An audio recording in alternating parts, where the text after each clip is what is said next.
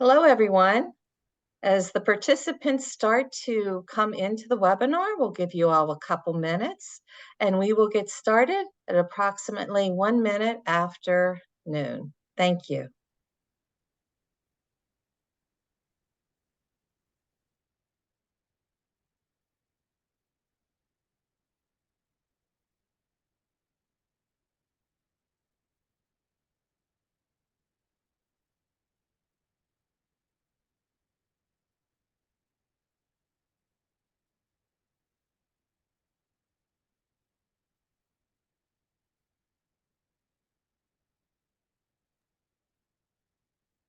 Hello, everyone. For those joining us, we will get started here in just a moment. But if you could, our presenter Soleil has dropped something into the chat, and please feel free to network.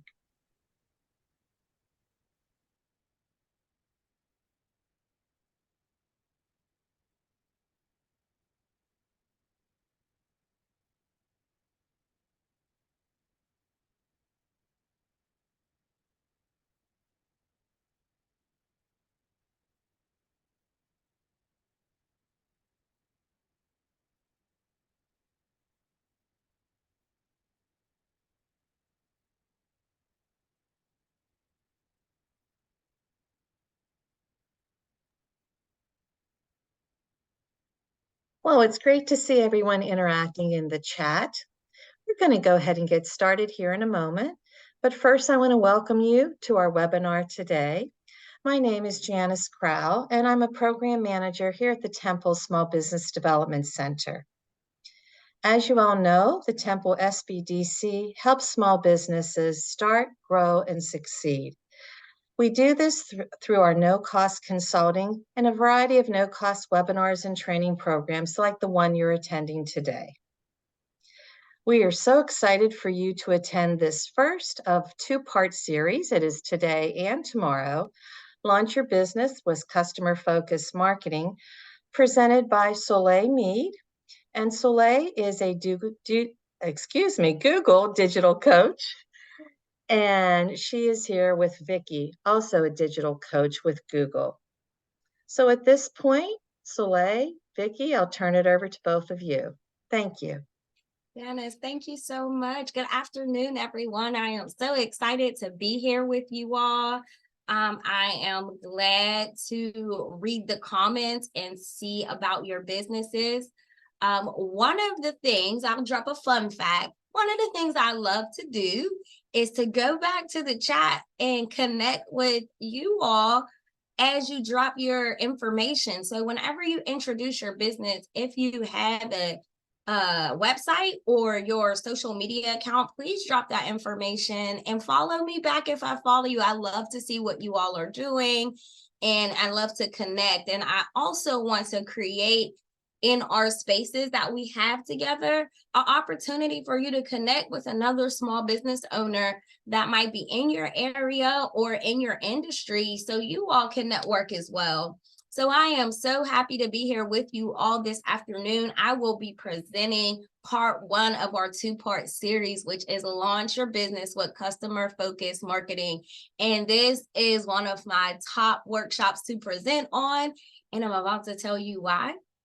So when I introduce myself, I am the owner and operator of Soleil Branding Essentials. So marketing is love to me. It is one of my love languages, marketing and branding. So I absolutely love it. Part of what I do on a day-to-day basis in my business at Soleil Branding Essentials is I help small businesses like you. I primarily work with nonprofit agencies in the Pittsburgh area, but my goal is to help them to create strategy and foundation for their nonprofit or their business, and to not only do that through visual marketing through your website or your graphics that are created, but also through marketing strategies and setting a strong brand foundation. Being the Pennsylvania Grow with Google digital coach just folds right into what I love and am passionate to do anyway, because all in all, it's helping people to bring their vision to life. It's giving people the skills that they need to really succeed at what they do. And I adore doing that. It's literally my life's work. So I am so happy to be here with you all today and to share. Vicki has dropped all my contact information, and now I have the pleasure of introducing her. Vicki is who I affectionately call my Google bestie. She has been a pillar to me from whenever I first came into the program. The reason being is because she is an amazing person, but also she is what I like to call one of the OGs of our digital coaches program. She has been there since the beginning. She knows the ins and outs, and outside of her being the Texas, she is the entire state of Texas digital coach. She is also an international speaker. She is a serial entrepreneur, and she is an expert in this trade of digital marketing. So I highly, highly recommend that any of you all connect with us. We drop our information not because we're mandated to, but because we really like to engage and connect with the learners that we kind of come across during our workshop. So Vicki will be in the chat today. If you've ever been on one of our virtual sessions, we light the chat up. We will be talking all throughout the chat. It will be engaging. You'll be able to ask your questions. So I want you all to know that this space is for you. Ask your questions, share your dialogue, of course, in a respectful way, and just be ready to grow. So I'm going to go ahead and get into the agenda. But before I do, I also want to draw your attention to what Vicki just dropped in the chat as well. So we are a part of the Digital Coaches Program, and you can find us on Instagram at Digital Coaches Program. If by chance something stands out to you today, if you know that there are people in your network that needs access to this information as well, make sure you share that on your socials and tag us to it. We love all of the feedback, and it really helps us to know that our program is doing what we set out for it to do. So let me get into the agenda for the day. And then I want to ask you all a question. So in this part one of this series, we are going to talk about the importance of marketing. And we are going to talk about one of the key things that we always need to keep at the front of our mind whenever we are thinking about marketing. Sometimes it's so easy to think about the trends right now. If there's a specific TikTok or reel that's trending, if there's news that's trending, and to hop on that. But I want to reel us back in and really focus on what matters when we talk about marketing, and that is our customer and the journey that they go through in order to engage with our business. So we are going to focus on the customer journey. We are going to talk about the importance of it, but we're going to focus on two areas of the customer journey today.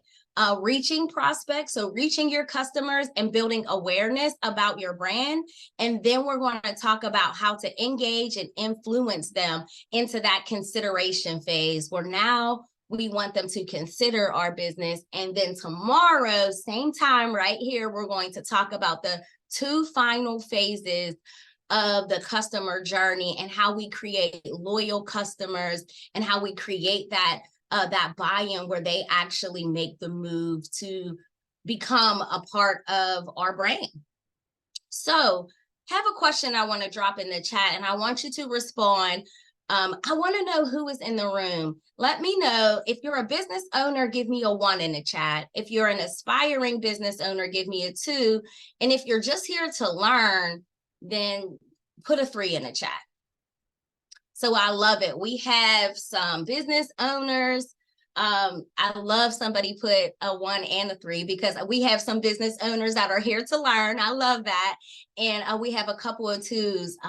This is foundational material that we are going to cover for the next 2 days, that if you already have a business, it's going to give you a really good framework for you to go back and look at the structure and how you are approaching marketing.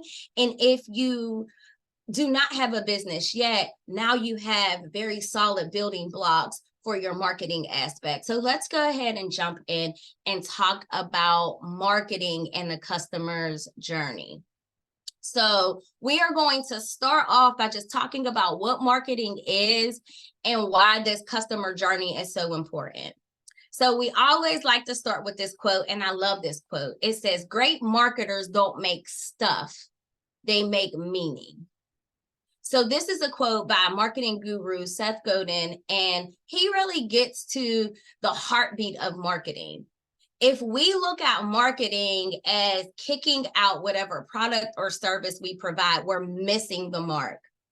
We should be creating something that is meaningful, something that connects with your customer. So I want you all to go to the chat right now and tell me how your business or your vision that you will soon launch, how does it create meaning?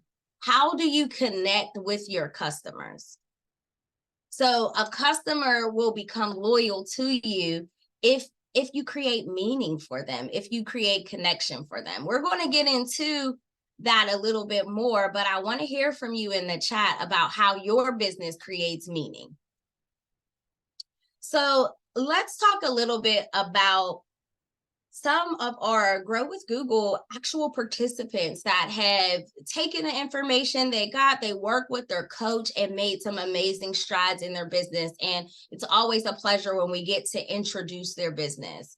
So I want to talk about Shalon and Sharika of TW So they are the founders of TW and the reason why TW exists is because Shalon could not find a professional way to carry his lunch to work. He didn't want to do the paper bag or the plastic bag, or even the nice, Velcro bags, because it didn't match his style.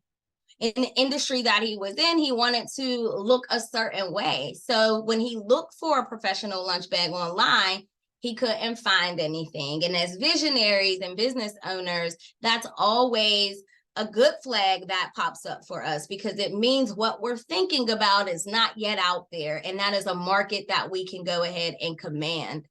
So when he couldn't find anything, maybe he did find some things, but they weren't like reasonably priced. So then he was like, let's take matters into my own hands. And then they created TW Tote. So again, when you think about what your business does and the meaning that it creates, we are going to follow TW Tote throughout this presentation today. So you can actually kind of understand how their marketing developed. And if I can, hopefully without, oh, there's a video. Can you all see the video? To be a Black business in a city that I've grown to love. Being the first generation here from the West Indies, it's important for us to. So you all can see the video. Let me see if I can get it up for you, because it's very powerful. Let me see. It's a privilege to be a Black business in a city that I've grown to love. Being the first generation here from the West Indies, it's important for us Still can't see it? Be a part of the historical impact that comes with DC. I'm Sharika Winter. All right. Well, I apologize. You all are unable to see the video, but give me one moment. I'm going to go ahead and drop the link in the chat, so then that way you can watch it on your own. I really do recommend watching it. It is a very, very powerful video.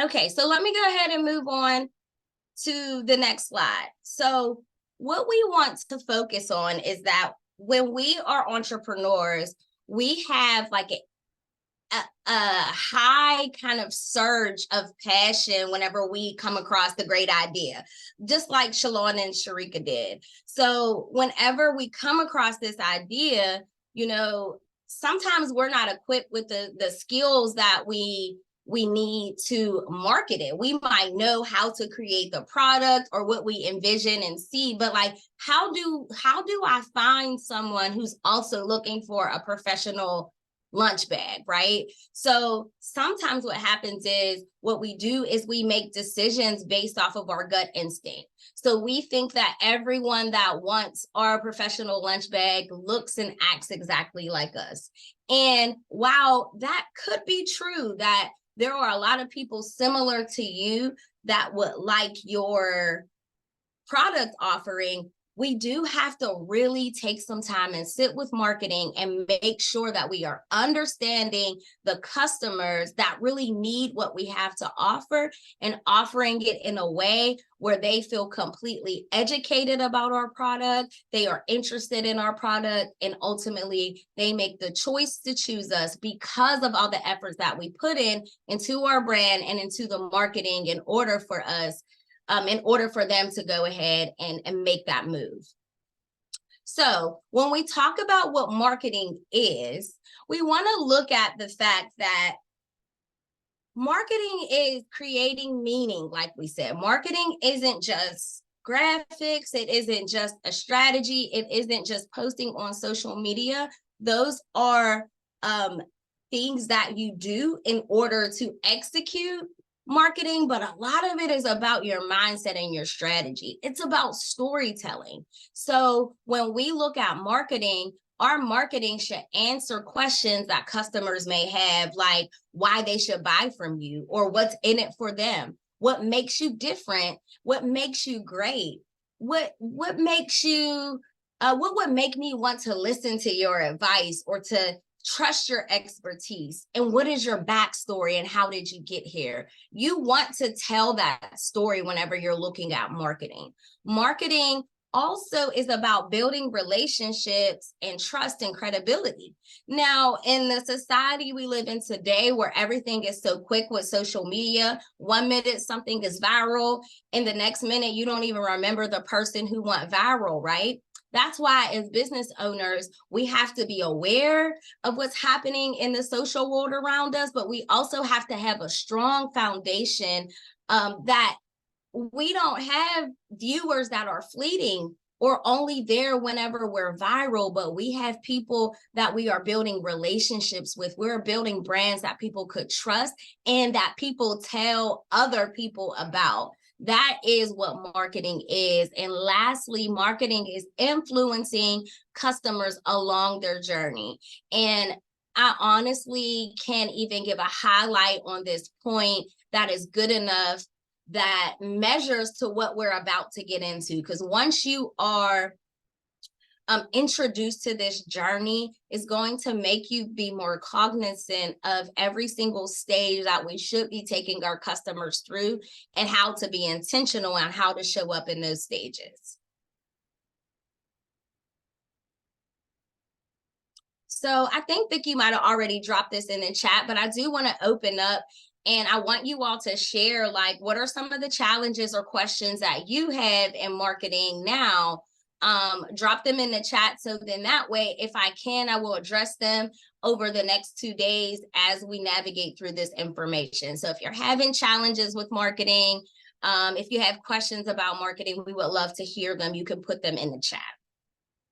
So let's go ahead and talk about this customer journey. So again, the customer journey consists of the awareness phase. And then from awareness, you go to consideration. And then consideration, you go to purchase. And the purchase is to advocacy. So I really love this idea of the customer journey and us infusing it in what we do and how we connect with our audience. So let's get into these a little more. So part one today, we're going to focus on the awareness and the consideration phase. So when we look in the awareness phase, we're going to talk about the reach. How do you reach your customers? How do you connect with them? Where do they find you at? When they find you, then you move to the consideration phase. How are you engaging with them? So now they found your website and they found what you do, but now how do you connect with them? How can they find answers? How can they educate themselves on your expertise? And how are you responding to that? And then on part two, tomorrow we are going to talk about the purchase and the advocacy phase. So in the purchase phase, we're going to talk about now you've engaged them and they're considering being a customer. How do you convert them to become actual customers? And then lastly, once they're converted, how do you assist them in becoming loyal? And how do they continue to tell people about your business and continue to be a loyal customer to you? So this, all in all, is the customer journey. One of the things I like to do when we're moving through the workshop is to encourage you all to take screenshots of slides that really stand out to you. Unfortunately, we cannot share the slides that you see here, but what we will do is share a handout, and you are more than welcome to screenshot any slides that you see. This is a really great one to screenshot. So before I jump into the awareness phase, I do want to look at some of the questions and the challenges that were posed. So someone said finding clients on a consistent basis is a challenge. How to balance info and value without being salesy. I love that. We are going to talk about that today. This person said, I hate selling, but I love informing, and you need the bridge between, because without sales, there's no money. That's such a great statement that you made. And we're going to get into that a little later into the session, but absolutely on point. When you story tell, it makes it harder to come off salesy, especially when you speak to your heart. So when I talk about branding and marketing, I really encourage people to dig deep and what's your heart story, what's your purpose, and what's your why, your passion about the product or service that you're talking about, and then adding the details, the technical details that make that explanation that you give kind of come to its fullness. Someone said, how often do you post ads? We got another person finding clients and followers that will engage. Best practices for marketing, a service-based business. That's a really good one, such as an accounting or business advisory. No products are sold, just business and services. So John, that's excellent. I will try my best to touch on that as we navigate through. If you ever have any questions, you can always reach out to me. I run a service-based business, so I completely understand that learning curve. Someone else talked about coming off as inauthentic or just trying to make a sale, and getting customers past the consideration phase. So we want to actually convert customers, so conversion. So that's great. Thank you all so much for sharing. Vicki dropped a prompt in the chat, just wanting to know which phase are you most interested in learning about. 1 for awareness, 2 for consideration, 3 for purchase, or 4 for advocacy. So let me know. And if you had any very successful experience in any of those 4 areas, I invite you to share that, because you never know how we'll encourage another business owner on the line.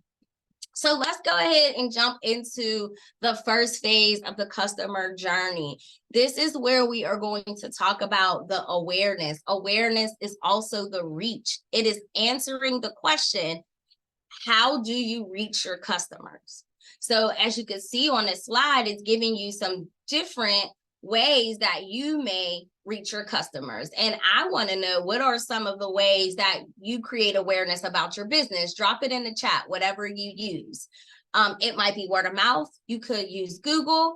It might be your business profile. It might be social media. You might create reels, or you might have a TikTok channel. What are some of the ways that you create awareness for your business? I see a lot of word of mouth and some Instagram. Somebody does direct mail campaigns. That's awesome. So keep those coming. So let's go ahead and look deeper into this reach part. When you think about reach, how do you reach your customers? I want you to think about 3 key things that are important in your reach. The first is identifying your customer. So if you are trying to reach more customers or get more leads, but you don't know who your customer is, then that is a problem that we want to try to help you to navigate today. The second thing is branding your business, thinking about creating a brand that appeals to that customer that you identified and also remains true to how you envision your business. And then lastly, when you think about reach, you want to think about being online. Online is literally everything. After we came out of the pandemic, or went through the pandemic, we had to be online in order to engage in a lot of things. And now post-pandemic, we absolutely see that online is where a lot of people do some of their research and even make some of their purchases. So being present and exposed online is very important. So Vicki put a statement in the chat. We want you all to finish it. I want to create awareness for my business this year by trying what?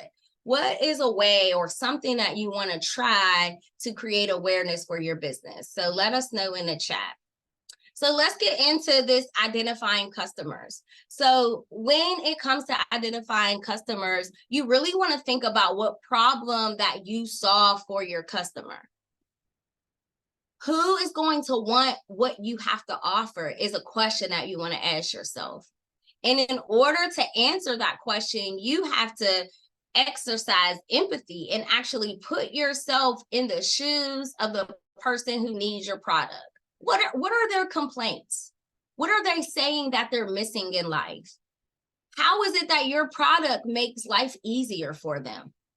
So you want to think about the things that they think, the challenges that they face, but you also want to think about who they are as well.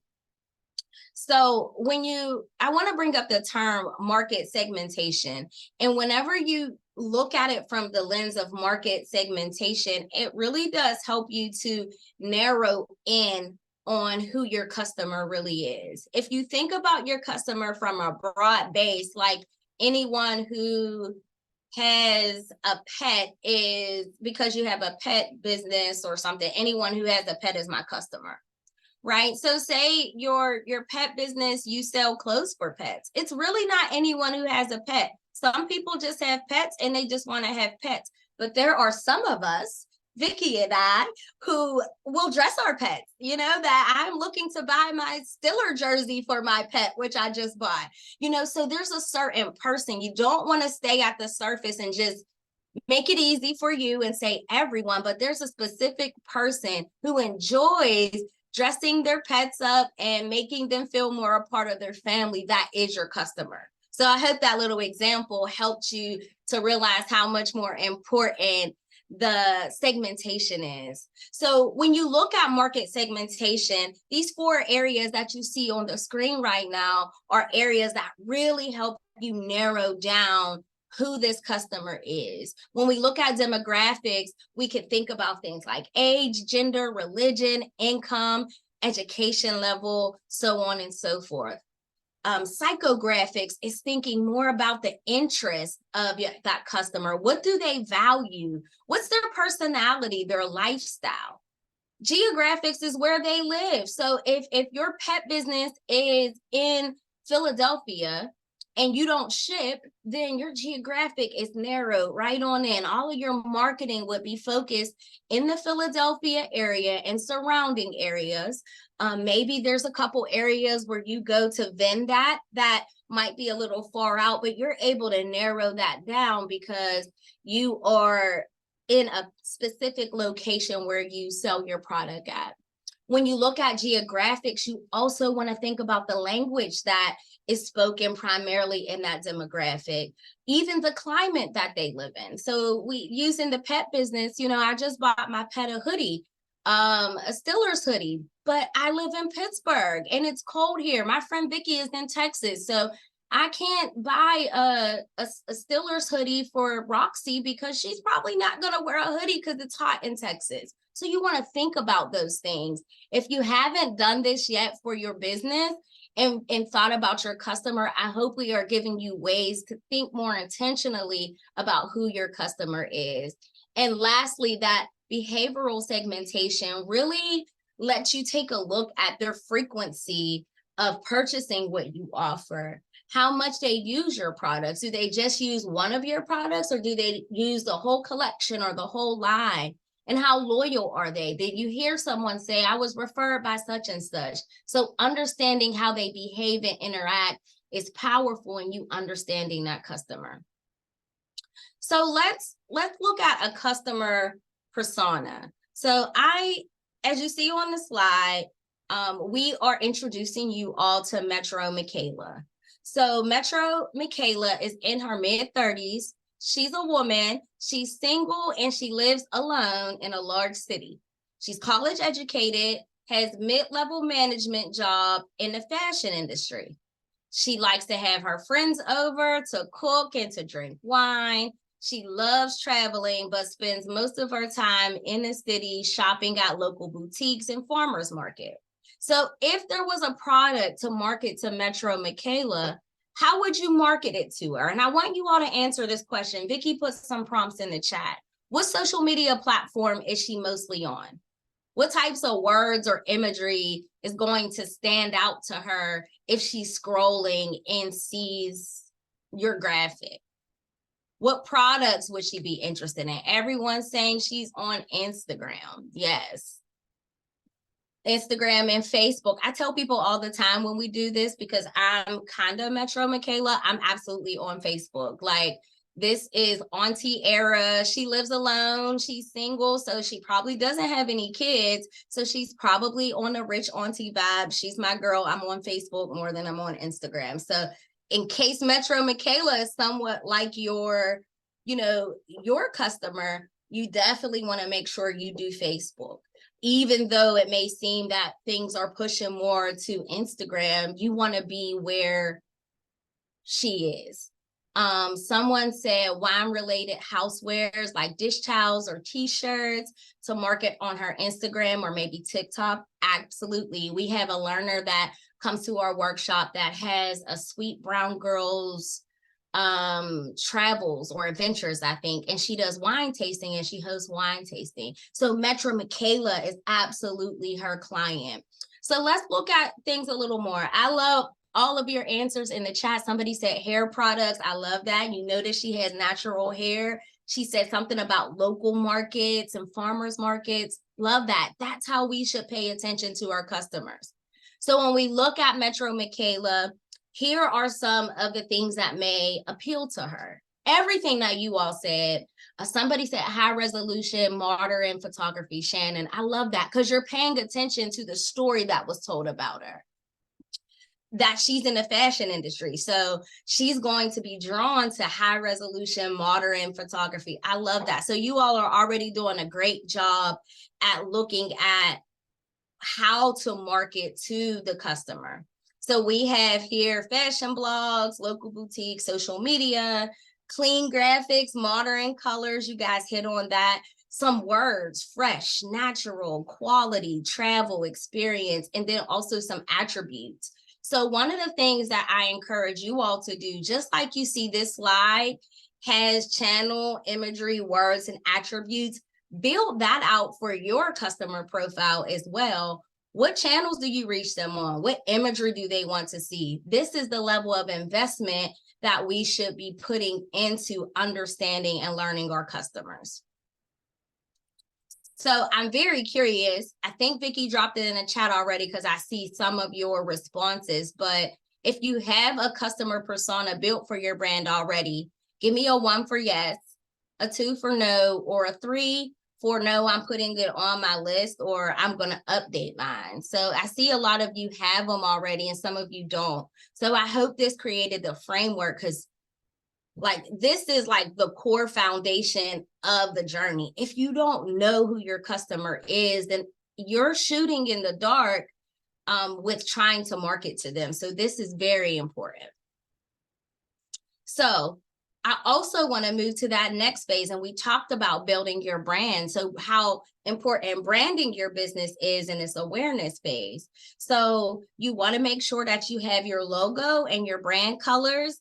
As a branding expert, I do want to encourage you all, if you have logos or if you're in the process of getting them created, you should have multiple versions of your logo. You should have something like a brand identity. kit that has your logos and how you should use them. You should have the colors and the fonts of your brand, and all of those things should be used in consistency. So every time someone sees your brand, they also see those same visuals that they identify with your brand. Just like when we see the golden arches, we know that it is McDonald's. We see the Apple sign, we know it's Apple. So we want to have that same kind of concept. Graphic elements as well. So whenever you go back to those elements that kind of make up your customer persona, their imagery, their words, think about graphic elements that align to it. You know, someone mentioned high quality photography. If we know our customer wants that, then our graphic elements that we create to communicate with our customers should showcase that. If we know that they like fresh and natural, we should make sure that our messaging includes whatever true statement is about your brand and your business and how it produces fresh and natural or local. So the other thing, which a lot of people forget, so what I see happening in my industry is that people gravitate towards the visual part of it, but they miss this last part. The messaging and the voice of your brand is so important. What is the message that you're sending to the customer? Whenever you talk about the words that connect to them, that should be laced into your messaging whenever you're writing captions for your social media or typing your blog or content for your newsletter. It should match the messaging and the tone of your business. So you want to make sure that people can identify certain keywords and phrases and just an actual tone that comes across from your business. So I'm going to move on to the next slide. I see you all are engaging in the chat, and I will take a moment to go ahead and check that out for you all and give some feedback. But I want to make sure I cover everything in our time today. So now that we talked about identifying your customers and branding your business, then we also want to get into this last part. So whenever you talk about branding your business, you want to brand your business based off of the values and the ideals that you have as a brand. That is very important. When we think about Tote, it positions itself as a luxury but approachable brand. Remember, when Shalon was looking for a professional lunch bag, he couldn't find any that was in a reasonable price range. So now in his messaging, his bag is luxury, but it's also approachable. They want to make sure that people feel like they can access their products and still meet that standard of excellence that they have when it comes to their style and their quality. So when you think about your brand, you want to use characteristics that describe who you are and what you want to be and how you want to be perceived. Those values and those characteristics help to create a brand positioning statement. And this is, again, moving into the importance of brand messaging and the tone. So we are going to talk about creating a brand positioning statement now. And I want to know in the chat if you have a brand statement. So type 1 for yes, 2 for no, or 3 for no, but it's on my list now that I'm here. So I want to know that from you. And if you have a brand statement, you can feel free to drop it in the chat. So when you look at creating a brand statement, this is like your guiding light for your marketing. So it is going to include the customers that you serve, which is your audience. It's also going to include what you offer and how you solve a problem for your customer. And then it's going to talk about what you're best at and what sets you apart. And then lastly, you kind of wrap that up with a brand promise or a mission. So I see some people say that they have a tagline. And yes, taglines are good. Your mission statement and your vision statement, those are really good, especially internally. But when you create a brand positioning statement, this is something that is more external. This is something that you want your customers to see. This is something that you naturally say when you're talking about your business to whomever. because it's literally like the heartbeat of your business. So let's look at an example template for this. This would be, again, a great slide to screenshot. And you can use this template to actually fill in the words for your particular brand. And I'm going to stay here for a couple more seconds. Then I'm going to move into reading an example of what a positioning statement should be. All right. So this is TW Tote. It is for working professionals who need a stylish and functional lunch bag. TW Tote provides fashionable, insulated, vegan leather totes because everyone deserves a luxurious and functional lunch bag the entire family can use. So that is their brand positioning statement. If they say that to someone, they understand style is important. They hear the keyword luxury, they hear fashionable, they hear leather. And if they're looking for a professional lunch bag, then they're probably already sold just by sharing this positioning statement. So Jody made a really great point. It's almost like an elevator pitch in paper form. And honestly, Jody, you want to look at this and practice these different statements that you would say about your business and almost think about it to have as an arsenal, whether you're presenting it in written form or you are engaging with someone and presenting it to make sure that your messaging aligns. So we have an activity, and because we only have about 20 minutes left, I'm not going to stay here too long, but I really hope that you all create brand positioning statements. If you do, feel free to email them to me. I could do a little raffle that whoever emails me their brand positioning statement, I will do a raffle for a giveaway for you in the month of August.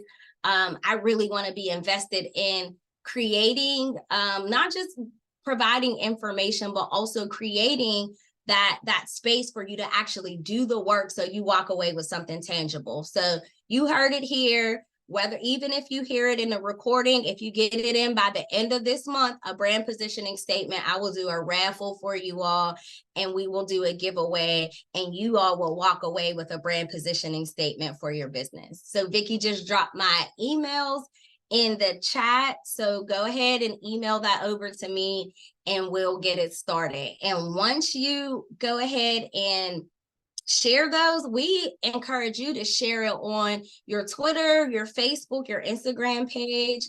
But I'm probably going to do a shout out for whoever wins this brand positioning statement in my newsletter as well.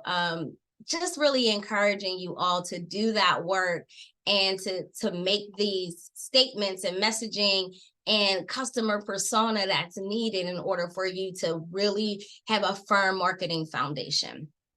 So next, we're going to talk about getting your business online, which I believe that is that final step in this awareness stage. So what you want to do is going from your customer persona, you want to figure out where your customer is at. It makes absolutely no sense if you find that your customer is primarily on Instagram and Facebook, but all you do is TikTok. Or if you learn that LinkedIn is where your customers are, but you never post on there. We have to get your business online, and you want to make sure that you're online where your customers are present.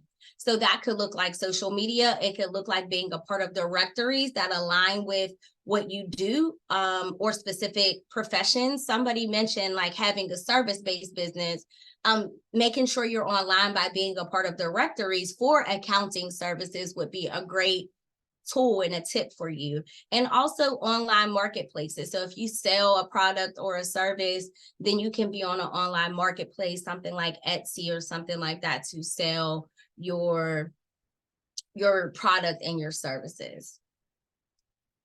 So one of the other things you want to do is build your own website. Your website is yours. I tell people all the time, social media is amazing, but the minute that it goes down, so does your business. So Vicki posted a prompt in the chat. How many of you all remember when I think Facebook and Instagram went down for like 7 hours? I think it was last year it happened. Do y'all remember that? Put an exclamation point in the chat if you remember that. Yes. So when that happened, how did that impact your business? Were you prepared or were you not ready? Because the reality of it is when someone said, Vicki, I was traumatized. Yes. And the reality of it is, if that's the only place that you live, if you don't have a business profile, if you don't have a website, then nobody can find you during that time. And us being the wise business owners that we are, the responsible small business owners we are, we have to make sure that we have our business online and represented in places that we have control of. The number one place is building your own website. The other place is a business profile. So make sure you have a business profile. I don't think Google has ever went offline all of the years that it's been around. Not sure on that fact, so don't charge me to it. But having a website and a business profile are two sure, I won't even call them backups. I would say they are two very trusted sources for you to have to make sure that you can be found online. So Vicki has probably, oh, she just dropped it. Perfect timing. She just dropped it in the chat. That's the link to start your business profile. If you have one already, give me a 1 in the chat. If you don't have one, give me a 2. If now, since you learn this information, you're about to get 1, give me a 3. All right. And that ends our segment here with awareness. And now we're going to spend a little bit time on talking about engagement. So when we talk about engagement, this is that consideration phase, which some of you had brought up as a challenge. So this is where people are considering your business. You already got them to your website or to your Shopify site, wherever you are selling at, and now you want to engage with them. They are in this moment, they are literally evaluating your brand in comparison to others to see if they're going to choose you. And we have to show up in a way to ensure that they choose us, right? So let's go ahead and talk about our 3 points here. And again, it's not a lot of tangible things that are needed. This is that strategy work, as I like to call it. This is you putting your CEO hat on and making some decisions and observations about your brand that's going to set solid marketing for you. So the first thing we're going to talk about is listening and learning. Secondly, we're going to talk about communicating and delivering value in your brand, and then developing relationships, and then we'll wrap up. So when we talk about listening and learning your customers, what we want to really get across is that we do not want you to make assumptions about your customers. That's why we want you to develop that customer persona. But many of you are business owners already, so you have a client base. So you have the capacity to check in with the client base and see what's working well and see what's not working well. You want to determine what their pain points are. What are some of the things that, yes, your product or service gave me this, but I'm also struggling with this. When you hear your clients out, when you listen to what they need, then a lot of times your next business venture, your next product or service is right at your fingertips. And you know you have people that will partake in them because they told you they need it. So you want to make sure that you address the challenges that they face. And also you want to find out what they are looking for online. So let's talk about that a little bit. So how do your customers search for the products that you offer is a question that you want to ask. So you want to think about what terms they are using to find your brand. Like TW Tote's customers may be looking for fashionable work bags or style tips. Again, it's a way for you to practice empathy, to think about what your customer is looking for. So whenever you enter a search query, you'll see a list of related searches at the bottom of the page. This is vital information for you all. So if you think about what your customer may be looking for, then when you scroll to the bottom of the Google search page, you're going to now see what other people are searching for. Now that's helping you to learn and understand your customer and what they need and the challenges that they've been receiving even more. Another way that you can identify popular search terms in your industries is Google Trends. So I love Google Trends because it's absolutely free and it helps you to find keywords and new ideas for content for your brand. So if you go ahead and pull up Google Trends, and Vicki has dropped the link to Google Trends in the chat, then if you search your industry or related terms in your industry, it's going to tell you the geographic area where that term is popping up the most, related searches and trending searches regarding that. And it really helps you to gain a greater understanding of how people are searching and engaging with that. So I love this slide. This again would be a great one to screenshot because it really does help you to like dig deeper. So if somebody is, I'm going to use the accounting one because someone mentioned an accounting business. So a generic search term would be accounting, but you might want to look at a more specific term where I'm a small business and I need small business accounting. But if you drill down even more, someone may be searching small business accounting help and education or small business accounting firms, because I'm looking for someone who does accounting specifically for me. So that's the way that you want to think about your searches. And we have another activity. We don't have the time to do it now, but I really do challenge you all to do the activity. Please email me and share what you've done and the work that you've done. But go ahead and make a list of your keywords and your phrases related to your business. That is going to be pivotal for you whenever you create content and you speak to your customer. So Vicki dropped a prompt in the chat, and I'm curious to know how many of you already have a keywords list identified. So give me a 1 for yes, a 2 for no, or a 3 for I'm working on it because you brought it up here today. So I see some 2s and 3s, a couple of 1s. So this is another very pivotal thing. If you guys come back tomorrow, I'm going to ask in the beginning, what did you do from yesterday to today to work on some of the 2 parts we talked about today in awareness and consideration? So let's look at this other really important part whenever we are talking about consideration. This is the part that relies more on us, and it is communication. How are you communicating to your potential customer? Are you making sure they have everything that they need to know about the products and services that you offer? Are you having gray areas that might make them feel confused? Sometimes as small business owners operate in a mindset of, well, I want to disclose this information in a consultation, so I'm not going to put my prices on my website. I personally function like that. But if you function like that, you have to build up your credibility, communicate in a way that makes them know, like, oh my gosh, they have exactly what I need. I don't know the price, but I need to set up a talk or a consultation so I can learn it, right?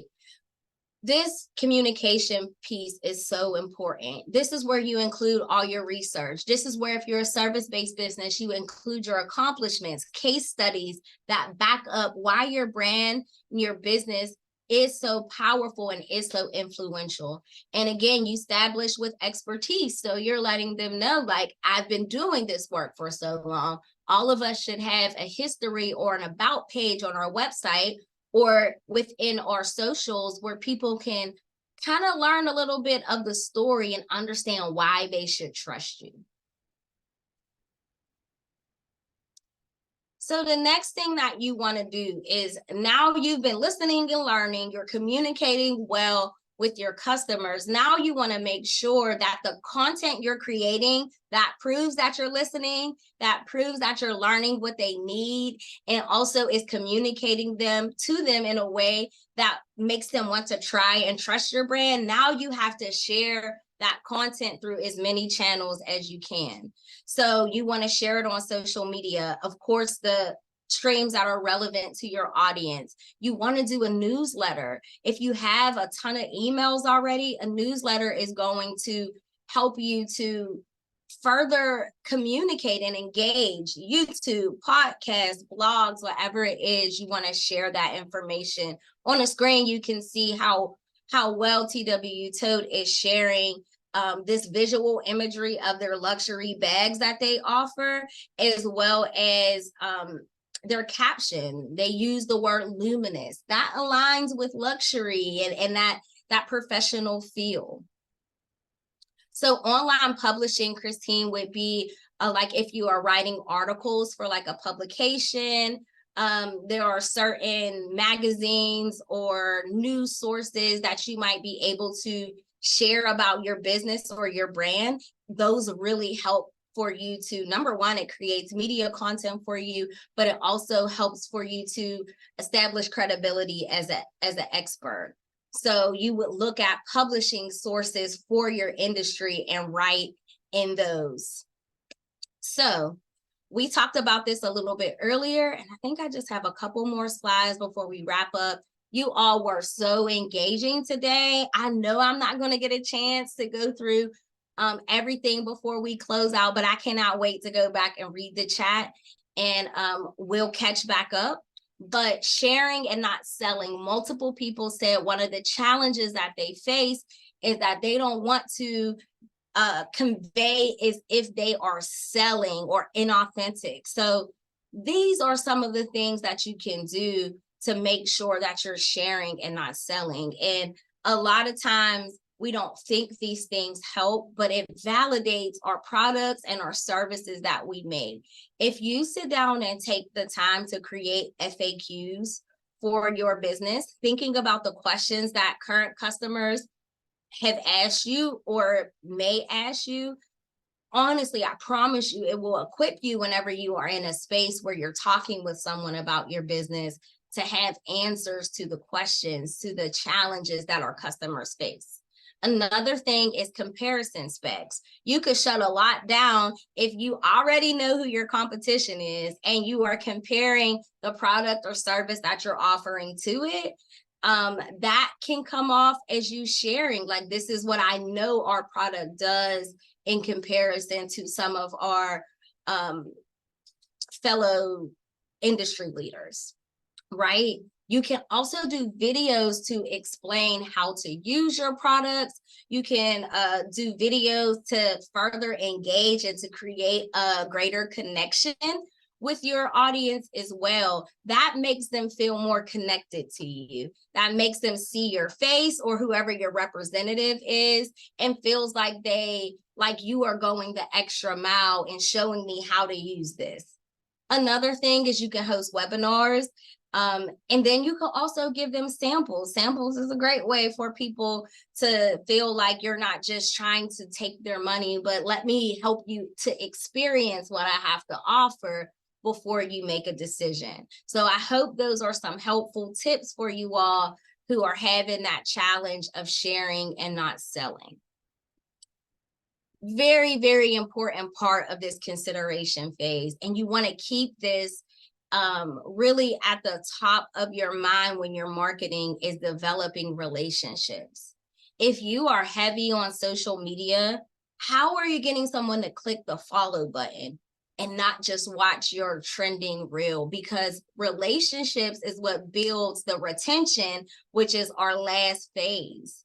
So when you build relationships, they're all built on trust, credibility, and likability. We talked about those earlier on. So when you prove to someone that you could solve their problems by sharing content, by maybe sometimes not even making them purchase something. If you offer, say you offer skincare items and you sell those collections, but your content is full of education about how to care for different types of skin. as a potential customer, I see you going out of your way to make sure that I not only have a good product that you're selling that I'm not sure of, but you've just answered 5 or 6 questions that I've always had about caring for combination skin. So when you go that extra mile for your clients and solve their problems, have conversation, engage with them, host host feedback sessions with your customers that you have, host question and answers live on your website or social media to truly engage. I promise you, those are a lot of the marketing makings that set you apart. It shows you care, it shows you're an expert, and it shows you're invested and not just trying to push a sale. So y'all, we cover a ton today. I wish I had more time with you all because this was really good. And I know you all had a ton of great dialogue throughout.